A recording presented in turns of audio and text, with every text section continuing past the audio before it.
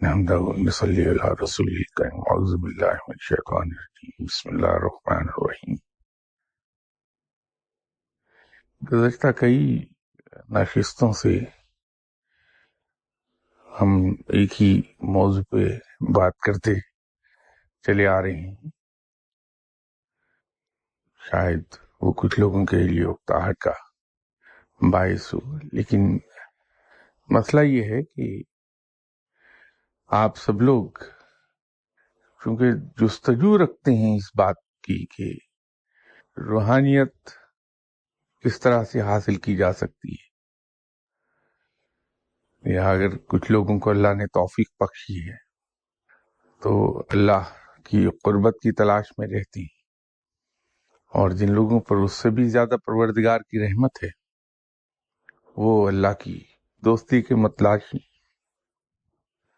یہ تینوں ہی چیزیں ایسی ہیں جو سوء اتفاق صرف نیکی سے حاصل ہوتی ہیں۔ جیسے کسی نشست میں میں نے یہ عرض کیا تھا کہ عبادات اور نیکی دونوں علیحدہ ہیں۔ عبادات کے نتیجے میں انسان کو پارسائی مل جاتی ہے، نیکی کی طرف جانا اس کے لیے آسان ہوتا ہے عبادت کی وجہ سے، لیکن رب نہیں ملتا عبادات سے، رب صرف اور صرف نیکی سے ملتا ہے۔ اور نیکی کو جیسے میں نے اپنے طور پر آسان لفظوں میں ڈیفائن کرنے کی کوشش کی تھی کہ میرے نزدیک نیکی کی آسان ترین اور مختصر ترین ڈیفینیشن یہ ہے کہ انسان اپنے تمام حقوق، اپنی تمام مراد، اپنی تمام خواہشات، اپنا آرام، اپنی ضروریات، دوسروں کی ضروریات، ان کی خواہشات، ان کے آرام، اس کے لیے قربان کر دے، یا قربان نہ کر سکے تو کم سے کم ڈیفر ضرور کر دے، ترجیح دوسروں کو دے دے اپنی ذات پر، یہ نیکی ہے۔ اسی سلسلے میں ایک اور احتیاط کرنا بڑا لازم ہے کہ کسی طور بھی کسی کا کوئی حق ہمارے ذمے نہ رہ جائے۔ وہ لوگ جن کے ہم پر حقوق ہیں وہ ہم پوری تندہی اور پوری دیانتداری کے ساتھ ادا کر دیں، اور اس کے ساتھ ساتھ ایک چیز کی احتیاط ہم یہ کرتے رہیں کہ کسی کا حق نہ ہم مار لیں۔ یہ شاید 20ویں صدی اور 21ویں صدی کا، جہاں 20ویں صدی نے اور 21ویں صدی نے ہمیں سائنسی ترقی کی معراج تک پہنچایا ہے، زندگی بہت آسان کر دی، بلکہ پرآسائش کر دی۔ اس کے ساتھ ساتھ ایک چیز اور اس نے ہمیں دی ہے، جیسے ہر اچھی چیز کی ایک ڈاؤن سائیڈ ہوتی ہے، تو ان دونوں صدیوں کی ایک ڈاؤن سائیڈ بھی ہے۔ وہ یہ ہے کہ انسان مادہ پرست بہت ہو گیا، گرچہ ہم مانیں گے نہیں کبھی اس بات کو، نہ اس کا ہمیں احساس ہوتا ہے، اس لیے شاید ہم اس رو میں بہتے چلے جا رہے ہیں کہ ہم خود کتنے مادہ پرست ہو گئے۔ حالانکہ مسلمان اور مادہ پرست یہ دو مختلف چیزیں تھیں۔ آپ مسجد میں کبھی کسی نمازی کے اگر قریب بیٹھے ہوں اور وہ ذرا سی اونچی آواز میں بڑبڑاہٹ کی حد تک اگر وہ دعا مانگ رہا ہے تو اسے غور سے سنیے۔ اس کا رب کے ساتھ مانگنے کا رشتہ ایک ہی ہے، دنیاوی ضروریات۔ یا اللہ مجھے ترقی دے دے، یا اللہ میری ٹرانسفر میری پسند کی جگہ پہ کر دے، یا اللہ رزق وسیع میرا ہو جائے، کاروبار میرا چل جائے، میرا بچہ سدھر جائے، اسی قبیل کی سب دعائیں اگر آپ کسی سے کہیے تو وہ کبھی اس کو تسلیم نہیں کرے گا، کہ اس کے نزدیک دنیا اہم ہے. وہ ہمیشہ کہے گا نہیں نہیں، یہ دنیا تو 4 روزہ ہے، اس نے تو ختم ہو جانا ہے، اصل زندگی تو آخرت کی ہے. لیکن عجیب اتفاق یہ ہے کہ 4 روزہ زندگی کا سب سامان مانگتا ہے اللہ سے، دائمی زندگی کے بارے میں کوئی سوال نہیں کرتا.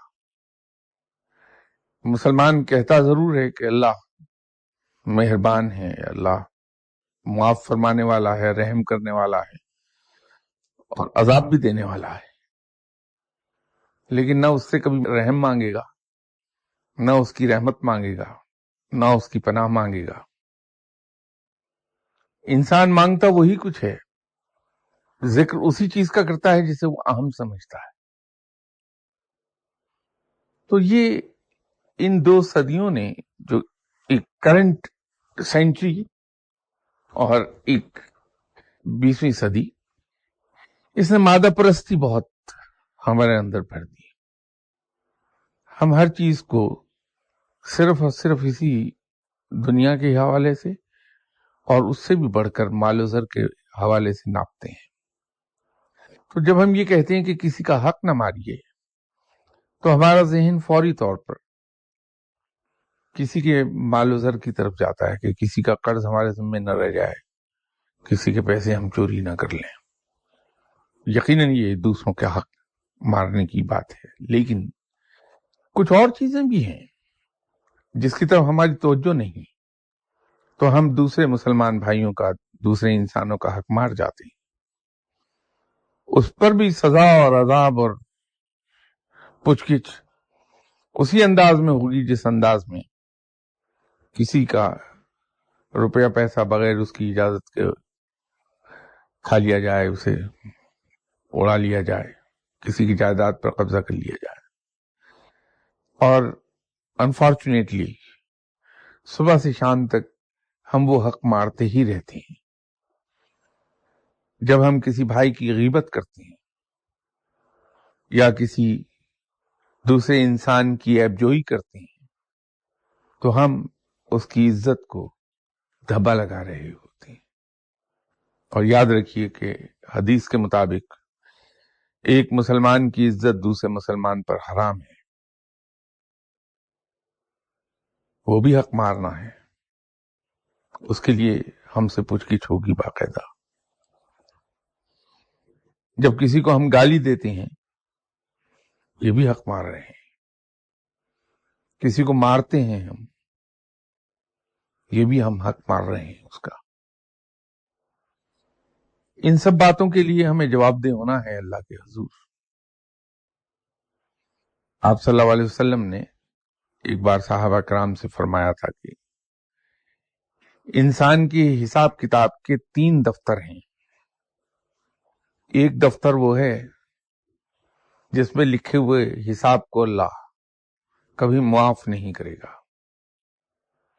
دوسرا دفتر وہ ہے جس میں لکھے ہوئے حساب کو اللہ تعالیٰ معاف فرما دے گا. اور تیسرا دفتر وہ ہے جس میں لکھے ہوئے حساب کتاب کو معاوضہ لے کر کیا جائے گا. تو اس کے بعد آپ صلی اللہ علیہ وسلم نے اس کی وضاحت فرمائی اور فرمایا کہ وہ دفتر جس میں لکھے ہوئے حساب کتاب کو کسی قیمت پر معاف نہیں کیا جائے گا، وہ اس میں شرک سے متعلق انسان کے اعمال لکھے ہوں گے کہ اس نے شرک کیا یا نہیں کیا. تو اگر کسی نے شرک کیا تو وہ معاف نہیں ہوگا. وہ دفتر جس میں ایسے اعمال لکھے ہیں جن کو اللہ معاف فرما دے گا، وہ حساب کتاب در حقیقت حقوق اللہ سے متعلق ہیں. تو حقوق اللہ جو ہیں وہ اللہ معاف فرما دے گا، اور رحیم و کریم ہے، معاف کرنے والا ہے. اور تیسرا دفتر جو ہے وہ حقوق العباد سے متعلق ہے، وہ معاوضہ لیے بغیر معاف نہیں کیا جائے گا. اور معاوضہ اس صورت میں نہیں کہ رب تعالیٰ کسی سے قیمت اس کی وصول کر لے، بلکہ ہم میں سے جس آدمی نے دوسرے کا حق مارا ہے، اس پہ ظلم کیا ہے، وہ آدمی جب سامنے آئے گا اور اپنا کلیم پیش کرے گا اللہ کے حضور، تو ہمارے نامہ اعمال کی نیکیاں اس ظلم کے بدلے اس آدمی کو دے دی جائیں گی. تو لوگ اپنا اپنا حساب کتاب لے کے آتے رہیں گے اور ہماری نیکیوں میں سے حصہ لے جاتے رہیں گے. اور جب ہماری نیکیوں کی تعداد ختم ہو جائے گی اور پھر بھی اگر کوئی کلیمنٹ بچ گیا تو پھر اللہ تعالی اس کلیمنٹ کی بدیوں برائیوں میں سے لے کے اس آدمی کے نام اعمال میں اس کی برائیاں ڈال دیں گی اور اس کی وہ برائیاں کم ہو جائیں گی، ادھر بڑھ جائیں گی. تو پھر یہ آدمی دوسروں کے کیے کی سزا یوں بھگتے گا. تو روحانیت پہ اگر چلنا ہے تو دوسروں کے حق مارنے سے اجتناب کر لیجئے. پھر میں آپ سے عرض کر دوں کہ یہ کنفیوژن اکثر پیدا ہوتا رہتا ہے. بہت لوگوں نے یہ سوال مجھ سے پوچھا جب میں یہ کہتا ہوں کہ کسی کو قصور کرنے سے پہلے ہی معاف کر دیجئے، کسی کو کچھ نہ کہیے، لوگوں کی غلطیوں سے صرف نظر کر لیں. جو لوگ آپ کا نقصان کرتے ہیں، کوتاہیاں کرتے ہیں، ان کو مسکرا کے ٹال جائیے. تو فوراً ایک سوال لوگ پوچھتے ہیں اس لیے کہ کنفیوژن پیدا ہو ان کے ذہن میں ہو جاتا. وہ اپنی زندگی کو ہماری زندگی کے کئی حصے ہیں، ہم اسے گڈمٹ کر جاتے ہیں ایک دوسرے کے ساتھ. تو مرد حضرات اکثر یہ سوال پوچھتے ہیں کہ صاحب اگر ہم یوں معاف کرنے لگیں تو ہم دفتر کا نظام کیسے چلائیں گے؟ تو ہمارے تو ملازمین ہی ہمارے گلے کو آ جائیں گے. تو بھائیو، یہ تو میں آپ کی ذاتی زندگی کی بات کرتا ہوں، اپنی ذاتی زندگی کی بات کرتا ہوں. میں نے شاید پہلے بھی ایک دن یہ عرض کیا تھا کہ فقیر آدمی ایک وقت میں 4 ماسک، 4 چہرے رکھتا ہے. جب وہ کام کاج کے لیے جاتا ہے تو جو ہی اس نے آفس میں یا کاروبار کی جگہ پر قدم رکھا، وہ بہت رuthless ایڈمنسٹریٹر بن جاتا ہے. وہ ماسک ایڈمنسٹریٹر کا لگا لیتا ہے اور وہاں کسی کی ہلکی سی کوتاہی جو ہے دفتری معاملات میں، وہ اس کے نزدیک قابل معافی نہیں ہوتی. rather he makes sure کہ جس آدمی نے غلطی کی ہے اس کی سزا اسے ضرور ملے.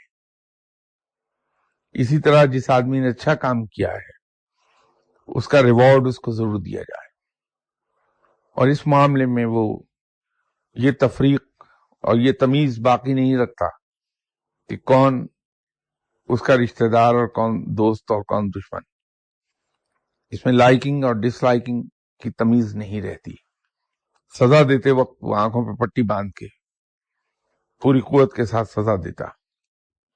اگر یہ رویہ ہم رکھ لیں اپنے آفس میں اور اپنے کاروبار میں، حتیٰ کہ خود گھر کے اندر، تو بہترین کامیابی نصیب ہوگی، بہت اعلیٰ درجے کی کامیابی نصیب ہوتی ہے.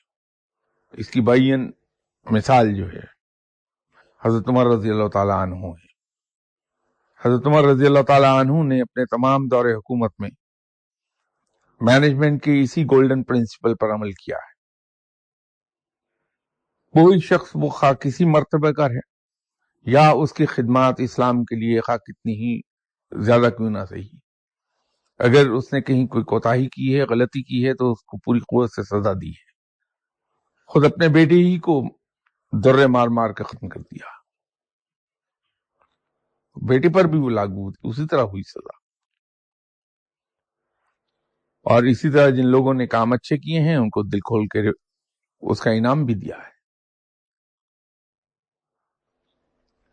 تو فقیر آدمی جب دفتر میں داخل ہوتا ہے وہاں رuthless ایڈمنسٹریٹر ہو جاتا ہے، اس لیے کہ اس کی اپنی ذات ختم ہو گئی. دوسرا ماسک جو ایک فقیر پہنتا ہے وہ ہے کہ جب آفس سے قدم باہر نکال لیتا ہے، وہی ماتحت جس کو اس نے بڑی بے رحمی کے ساتھ سزا دی ہوتی ہے، اسی ماتحت کو دیکھتا ہے کہ وہ گھر کا سامان اٹھا کے لے جا رہا، اس سے چلا نہیں جا رہا، تو یہ جا کے اپنے کندھے پر اس کا بوجھ اٹھا کے اس کے گھر چھوڑاتا ہے اسی ماتحت کے یہاں. یہ بڈیزم ہے، کامریڈزم ہے. یہاں بہت कोऑपरेटिव, हेल्पफुल और कंसिडरेट होगा बंदा। ये एक दूसरा मास्क है उसके चेहरे पर कि अपने दोस्तों के लिए, अपने कोवर्कर्स के लिए, अपने मातहतों के लिए, अपने सीनियर्स के लिए बहुत ही कोऑपरेटिव, कंसिडरेट, हेल्पफुल बहुत ज्यादा होगा, बहुत फोर्थकमिंग होगा। जो ही वो घर में दाखिल होता है फकीर, वो बहुत ओबीडियंट बेटा, बहुत लविंग हस्बैंड, बहुत लविंग फादर, वो मास्क पहन लेता है। वो घर में रहने वाले दूसरे अफराद के लिए सायादार दरख्त है जिसके नीचे सब लोग आके पनाह लेते हैं। ये उसका तीसरा मास्क है।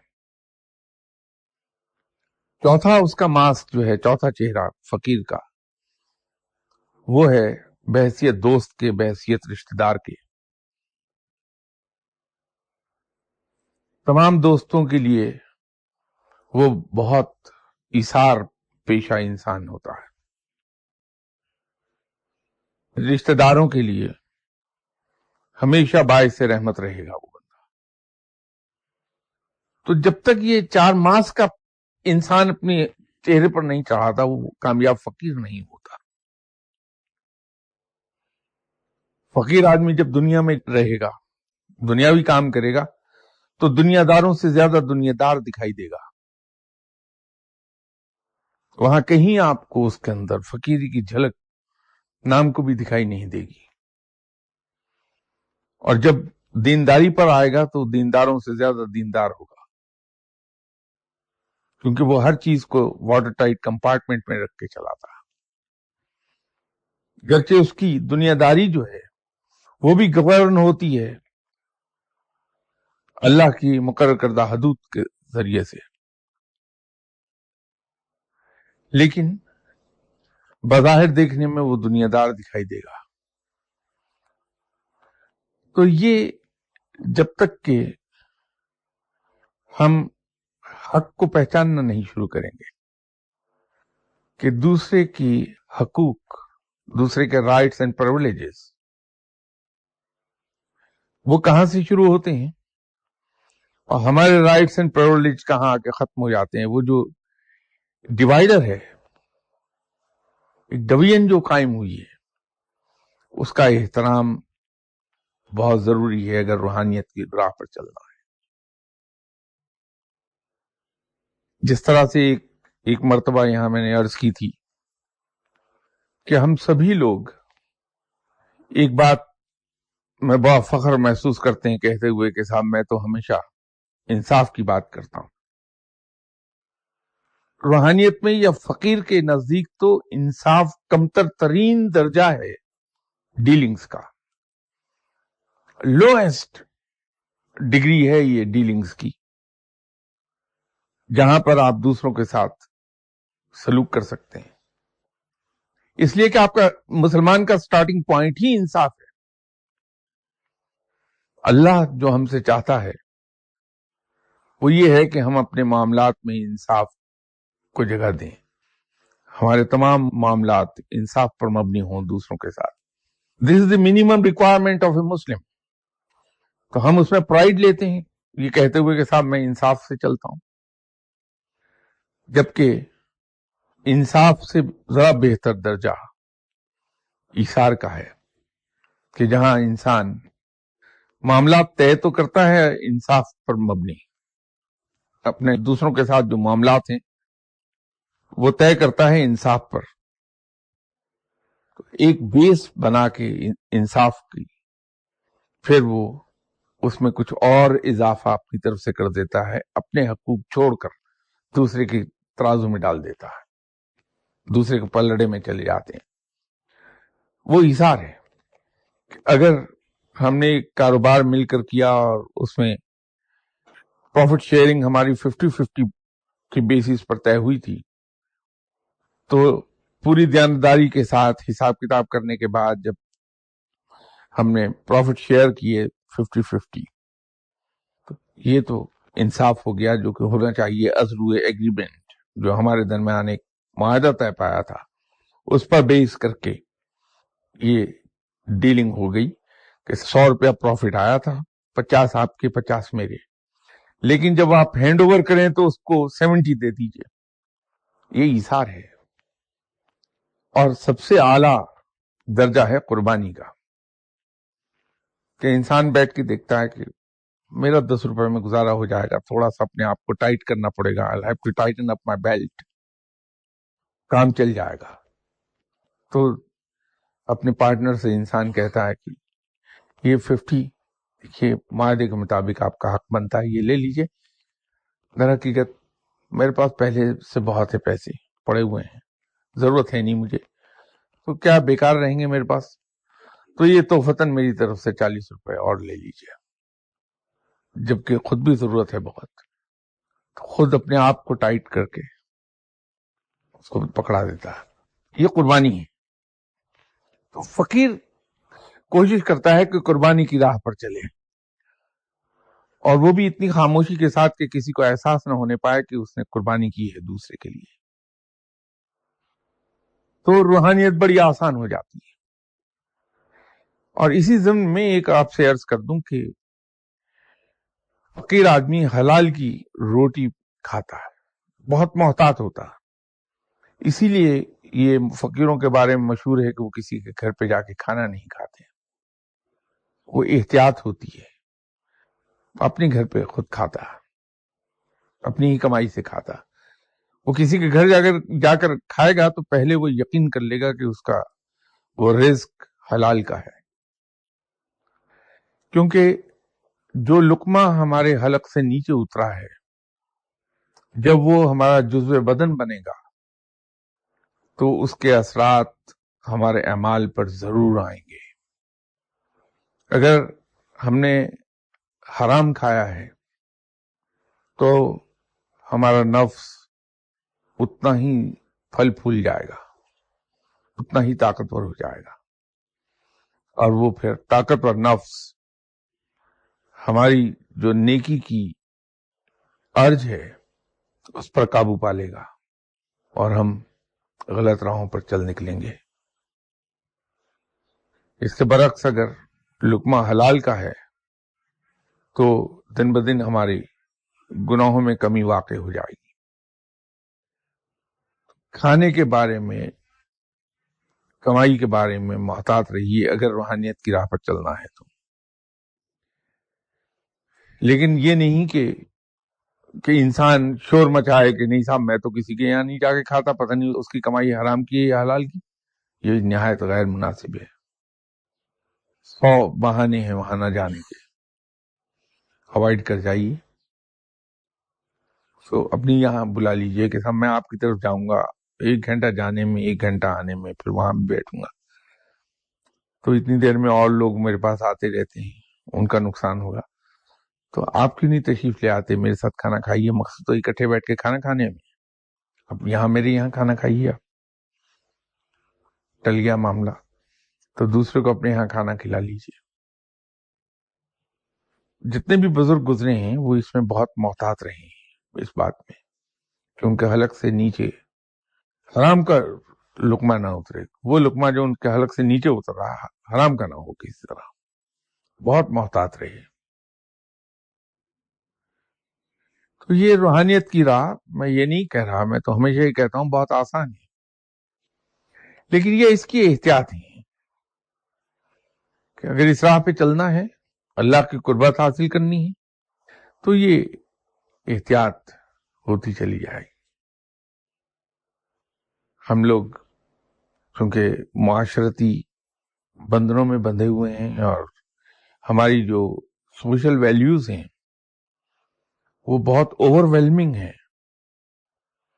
وہ بعض اوقات ہمیں اللہ کے احکامات سے بھی غافل کر جاتی ہیں.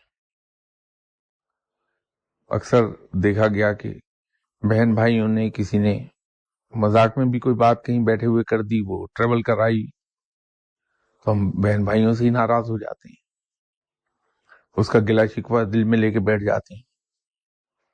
اب وہ گلا شکوہ جو دل میں ایک بار آ گیا وہ سیاہی پھیلانے لگتا ہے دل پر، اور دل کا نور ختم ہونے لگتا ہے کہ وہ کینہ بیٹھ گیا کسی کے خلاف.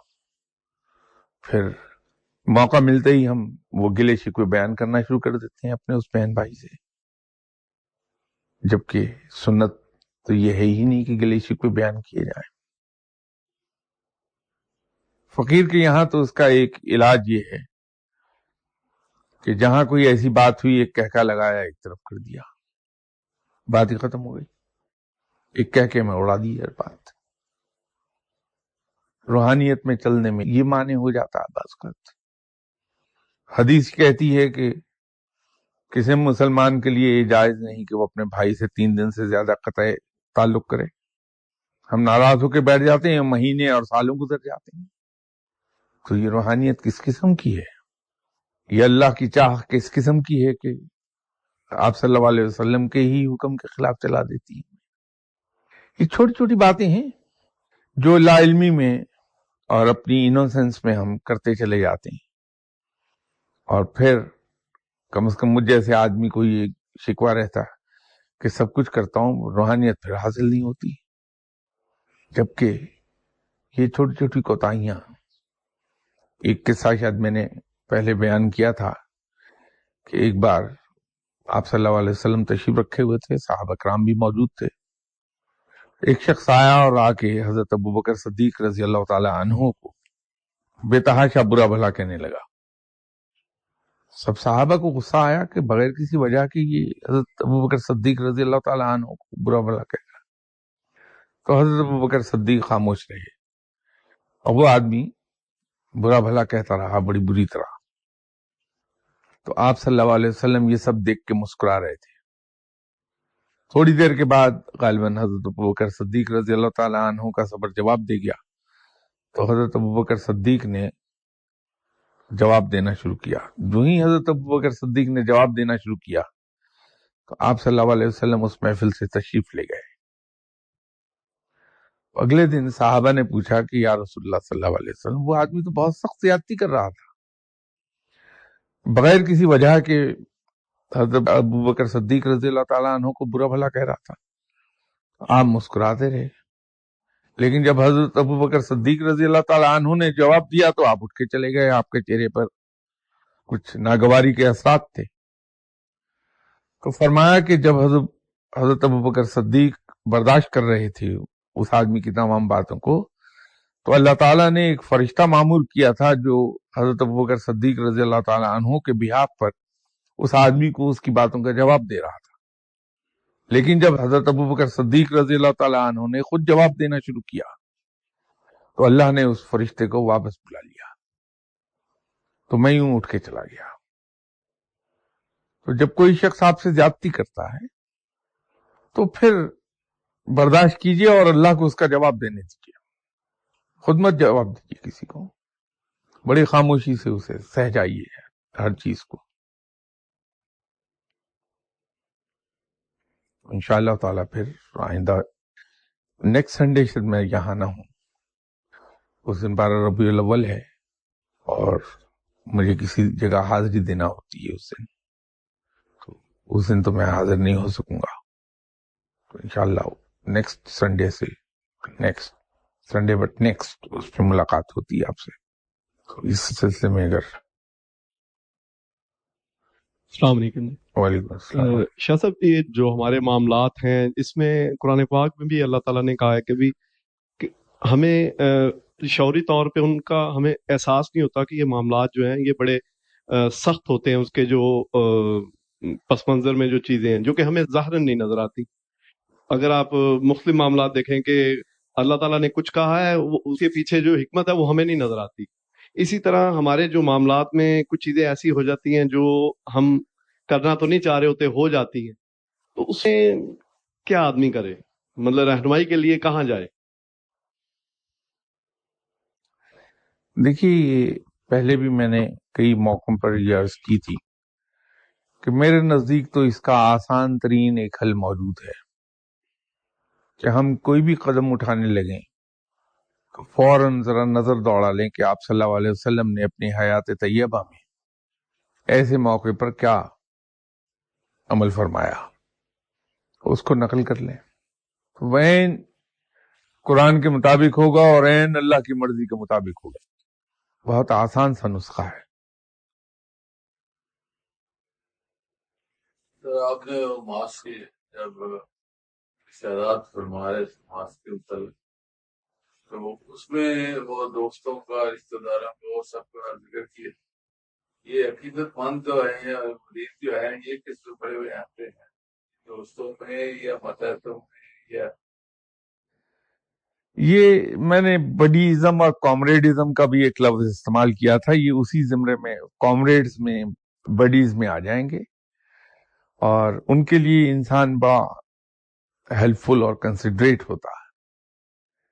اور یہ میں عرض کر دوں کہ تعلقات میں اور کامریڈزم میں فقیر ایک احتیاط ملحوظ خاطر رکھتا ہے کہ اس کے تمام معاملات اپنے دوستوں کے ساتھ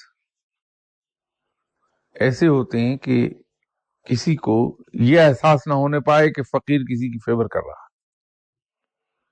اتنی خاموشی کے ساتھ کام کرتا ہے اور اتنا چھپا کے کرتا ہے. کیونکہ اس سلسلے میں حضرت داتا گنج بخش رحمۃ اللہ علیہ صاحب کا فرمان بڑا کمال کا ہے، جو آپ نے کشف المحجوب میں لکھا ہوا ہے کہ فقیر پر لازم ہے کہ وہ دوسرے کی خدمت اس انداز میں کرے کہ خود خدمت لینے والا یہ سمجھے کہ اس نے فقیر سے خدمت لے کے فقیر پر احسان کیا ہے. فقیر اس بات کی بڑی احتیاط کرتا ہے. شاید یہ واقعہ میں نے عرض کیا تھا ایک بار کہ غالباً 67 میں اردو ڈائجسٹ کے کسی شمارے میں یہ چیز شائع ہوئی تھی. اس زمانے میں سوئی ایس ملتان میں ہوتا تھا اور 22 سال کی عمر تھی. تو یہ اردو ڈائجسٹ پڑھا کرتا تھا اس وقت. اس میں ایک سلسلہ شائع ہوتا تھا روشنی کے مینار. تو روشنی کے مینار والے حصے میں جو مسلمانوں کے اندر اچھے لوگ گزرے، اچھے واقعات ہوئے، اس کا ذکر ہوا کرتا تھا. تو ایک قصہ پڑھا جو آج تک نقش ہے میرے ذہن پر بھی اور میرے دل پر بھی. وہ یہ تھا کہ ایک آدمی بڑے اچھے حالات میں تھا، سوداگر تھا، بہت اعلیٰ حالات میں تھا. تو اب اچھے دنوں میں اس نے اپنی بیٹی کی انگیجمنٹ کر دی اور اپنے برابر کے لوگوں میں. بدقسمتی سے کچھ عرصے کے بعد اس کے حالات خراب ہو گئے. باوجود کوشش کے اس کا کاروبار دن بدن خراب ہوتا گیا. ایک وقت آیا کہ گھر میں فاقے شروع ہو گئے، لیکن اسے بھرم قائم رکھا اپنا. تو لڑکے والوں نے شور مچایا کہ شادی کرو. اس کے پاس تو روٹی کے لیے پیسے نہیں تھے، شادی کہاں سے کرتا. تو مجبور ہو گیا جب، تو اس نے سوچا کہ ایک قریبی دوست ہے، اس کے پاس جاتا ہوں، اس سے کچھ کہہ دیتا ہوں. تو گیا، جا کے اس سے کہا کہ اس طرح میں نے ایک بھرم قائم رکھا، لیکن حقیقت یہ ہے کہ میرا کاروبار تو بالکل تباہ ہو گیا، بینکرپٹ ہوں میں. کوشش میں لگا ہوا ہوں، انشاءاللہ ٹھیک ہو جائے گا. لیکن بچی کی جو میں نے کی تھی انگیجمنٹ، اب اس کی رخصتی مانگ رہے ہیں. وہ مجھے کرنا ہے، تو مجھے کچھ پیسے ادھار دے دو، جب ہوں گے میں تمہیں دے دوں گا. تو دوست نے اماؤنٹ پوچھی تو ظاہر ہے اس نے بڑی اماؤنٹ کہی، کیونکہ اپنے اسٹیٹس کے مطابق کرنا چاہتا تھا شادی.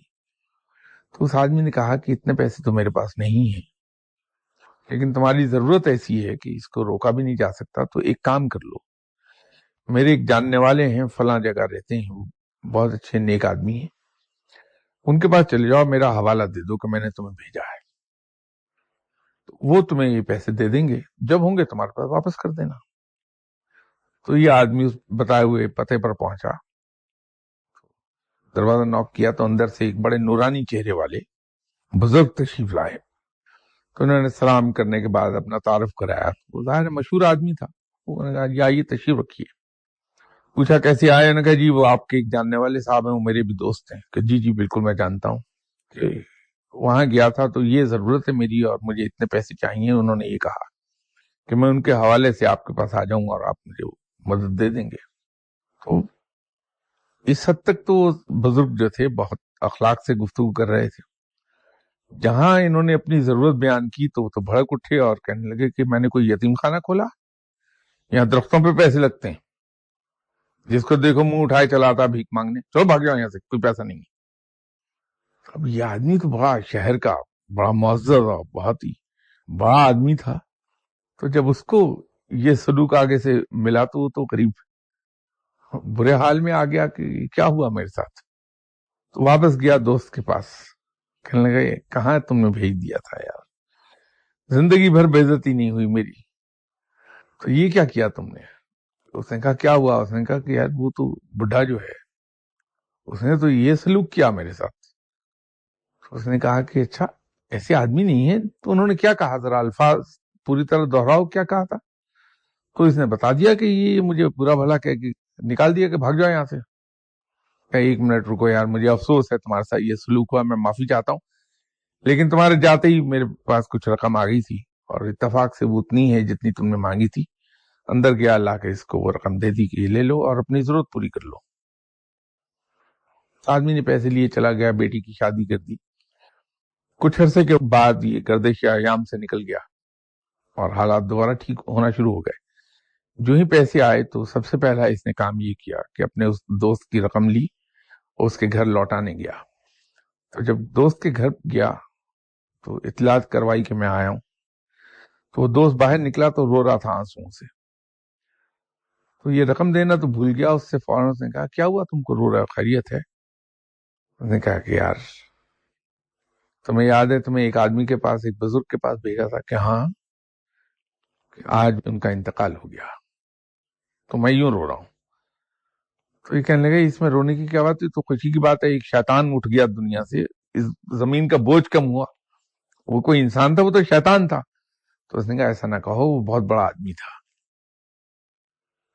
در حقیقت ان کا روپیہ پیسہ میرے پاس پڑا رہتا تھا، اور ہم دونوں کے درمیان یہ طے تھا کہ اگر یہ وہ الفاظ کہیں تو اس کا مطلب یہ ہے کہ اس کو یہ پیسے دے دو اور اتنے دے دو۔ وہ کوڈ ایک مقرر تھے ہمارے ان کے آپس میں۔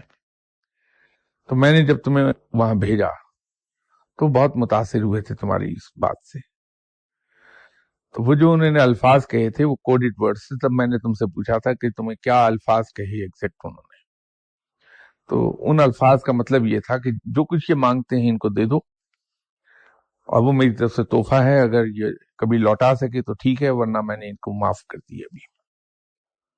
وہ انہوں نے یہ سلسلہ اس لیے کر رکھا تھا کہ جو لوگ ان سے مدد لیتے ہیں اگر کہیں راہ گلی انہیں مل جائیں تو یہ دیکھ کے شرمندہ نہ ہو کہ اس انسان سے ہم نے مدد لی تھی کبھی۔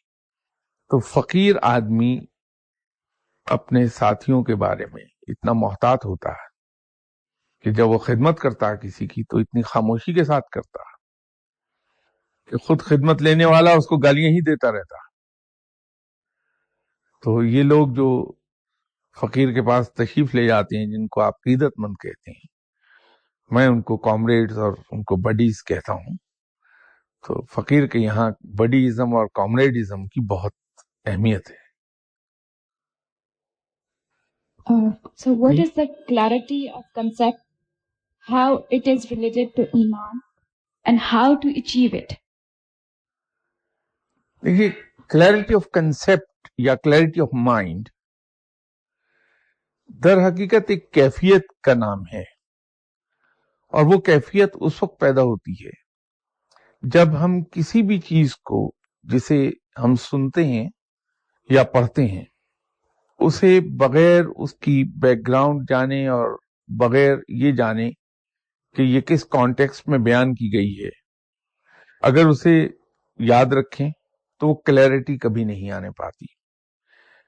اور اگر ہم کسی بھی چیز کو جب پڑھیں یا سنیں تو اس کو اچھی طرح سمجھ لیں اور اس پہ غور کرتے رہیں تو تہ در تہ اس کے پہلو سامنے آنے لگتے ہیں، اور جب وہ اس کے تمام پہلو ہمارے سامنے آ جاتے ہیں تو ہمارے اندر کنسیپٹ کلیئر ہو جاتا ہے کہ جتنی گفتگو ہماری چل رہی ہے یہ در حقیقت اس کی بنیاد بھی اس پر ہے کہ اپنے ساتھیوں کے اور خود میرے ذہن میں کنسیپٹس کلیئر ہو جائیں کہ اصل میں اسلام کا مقصد کیا ہے۔ تو یہ ایمبیگوٹیز ہی ہیں ہمارے ذہن میں جو ہم جگہ جگہ لڑکھڑا جاتے ہیں۔ تو ایک क्लैरिटी ऑफ कंसेप्ट इस कैफियत का नाम है।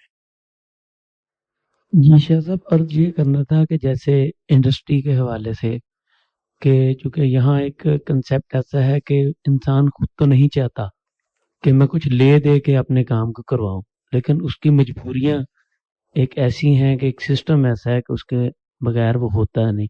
आप इसके हलाल के हवाले से बयान कर रहे थे, तो उस सिलसिले में जरा आप बयान कर दीजिए।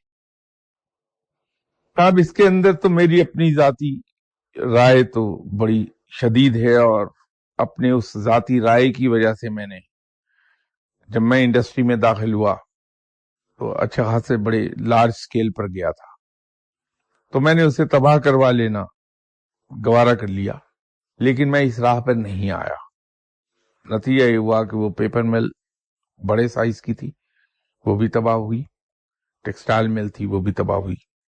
लेकिन उसके लिए मुझे कोई रिग्रेट्स नहीं है कि वो मेरा एक अपना अकीदा है और मेरे अपने उसमें असूल हैं, तो मैंने कॉम्प्रोमाइज नहीं किया उन पर। तबाह हो गए, कोई बात नहीं, उससे कोई रिग्रेट नहीं। जॉब कर रहा हूं, अल्लाह का शुक्र है, रोटी खाता हूं पेट भर के। तो ये तो मेरा जाती ख्याल है।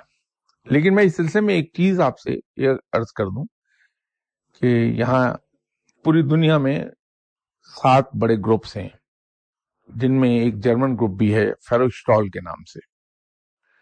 उसका यहाँ पाकिस्तान में ऑफिस था, और जो साहब उसके इंचार्ज थे वो डेलीगेट फॉर पाकिस्तान कहलाते थे। खुद भी वो बहुत इबादत गुजार और पढ़ाई वाले आदमी। तो उन्होंने एक बार मुझसे फरमाया कि मैं आपके मुर्शिद साहब के हुजूर हाजिर होकर कुछ अर्ज करना चाहता हूं, तो अगर आप मुझे उनसे कोई अपॉइंटमेंट ले दें। तो मैंने इजाजत ले ली, ले गया उनको मैं अपने साथ। तो उनको अपने मुर्शिद साहब के पास बिठा के खुद मैं बाहर निकल गया कि आजादी से गुफ्तगू कर लें।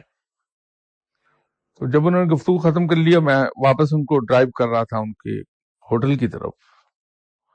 तो रास्ते में उन्होंने मुझे कहा कि मैंने असल में आपके मुर्शिद साहब से एक बात ये पूछी है कि मैं यहाँ पाकिस्तान ऑपरेशंस का इंचार्ज, और काम कराने के लिए मुझे लोगों की मुख्तलिफ खिदमत करना पड़ती है। तो मैं चूंकि इबादत की राह पर हूं, तो मेरा ज़मीर इस पर मुझे लान तान करता था। तो मैं उनसे ये सवाल पूछना चाहता था। अब नॉट दैट कि मैं उनकी जाती बात का जवाब सुनने में बहुत इंटरेस्टेड था, बल्कि इसको इल्म के लिहाज से। तो मैंने उनसे पूछा कि अगर आप मुनासिब समझे तो बता दें उन्होंने क्या जवाब दिया, ताकि मेरे इल्म में भी इजाफा हो जाए। तो वो फरमाने लगे कि बड़े शाह साहब ने ये फरमाया है कि रिश्वत लेना और देना दोनों गलत हैं, और दोनों ही जहन्नमी हैं। ये तो एक सीधा साधा फैसला है अरब का।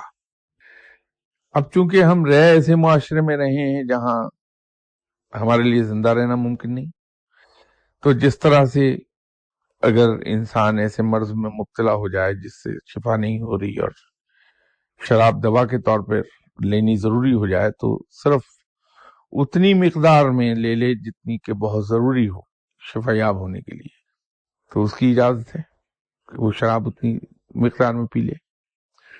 इसी तरह अगर बहुत ज्यादा फाका कशी की नौबत हो और मरने की नौबत आ जाए, तो फिर घोड़े का गोश्त खा लेने की इजाजत है। या फिर अपनी जान बचाने के लिए बज़ाहिर जुबान से ही कह देना कि मैं अपने ईमान से फिर गया, उसकी इजाजत है अपनी जान बचाने के लिए, गर्चे पसंदीदा नहीं है। तो इसी लिहाज से अगर सर्वाइवल का मसला आ जाए कि इसके बगैर सर्वाइव नहीं किया जा सकता, तो फिर उस हद तक कंप्रोमाइज कर लिया जाए जिस हद तक के सर्वाइवल जरूरी है। ये बड़े शाह साहब ने जवाब दिया था।